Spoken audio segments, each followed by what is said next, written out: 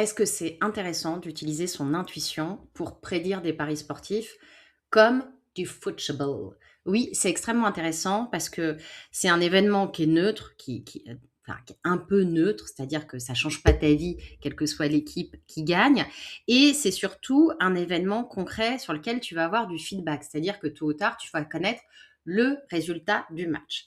Alors, les matchs de foot, c'est un tout petit peu ennuyeux parce que normalement, il y a 3 résultats possibles: équipe 1, match nul ou équipe 2.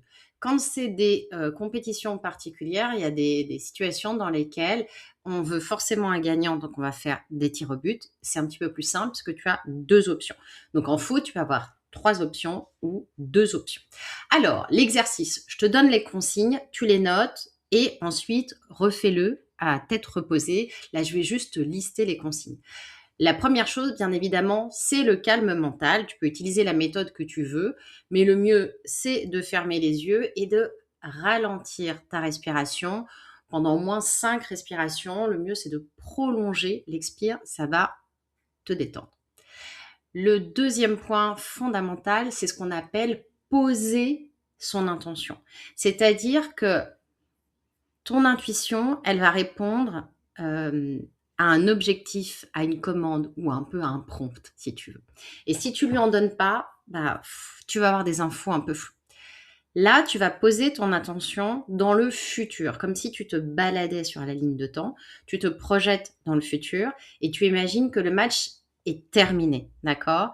Il y a un coup de sifflet, tu peux mettre des éléments sensoriels à mort. Il y a un coup de sifflet qui vient de retentir, ou quelqu'un te donne le résultat, ou tu vois le résultat décrit, ou tu vois l'équipe. En tous les cas, tu te projettes au moment où il y a une certitude, le résultat est figé. Ça, c'est ton intuition, ton intention, pardon. Et tu vas dire à ton intuition, aide-moi à décrire cette situation-là, en fait. Tu lui dis pas directement quelle est l'équipe gagnante. Tu lui dis, décris-moi cette scène que je vais vivre, j'en sais rien, dans 2 heures, dans 2 jours, etc. Alors, là, le but, bien évidemment, c'est de plonger dans son intuition et d'obtenir le maximum d'informations. Donc, d'essayer d'avoir le nom de l'équipe qui va gagner. D'accord? D'essayer ensuite de te connecter à tes 5 sens pour avoir énormément d'informations. Quelle est l'ambiance? Quelle est la couleur peut-être de l'équipe qui va gagner? Est-ce qu'il y a des événements qui vont se passer pendant le match?